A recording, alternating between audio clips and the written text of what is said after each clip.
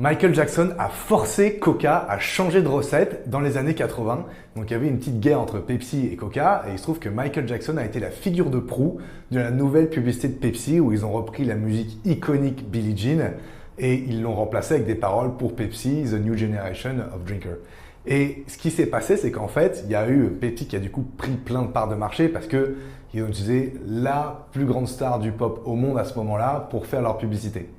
Et en plus, Pepsi a fait une deuxième attaque indirecte à Coca, c'est qu'ils ont réalisé plein de panels de sondage au sein des centres commerciaux pour voir si les gens préféraient à l'aveugle une gorgée de Coca ou une gorgée de Pepsi.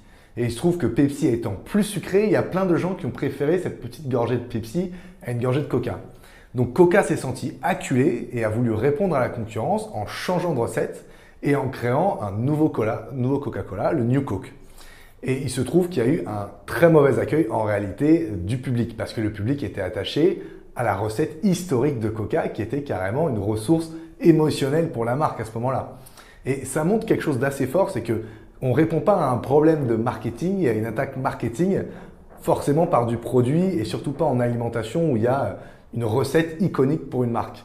Ils auraient dû répondre sur le terrain plutôt de l'émotion et de la culture, comme Pepsi a attaqué. Et c'est ce qu'ils ont fait par la suite, Coca d'ailleurs, notamment en sponsorisant les JO de plus en plus et en créant des références culturelles.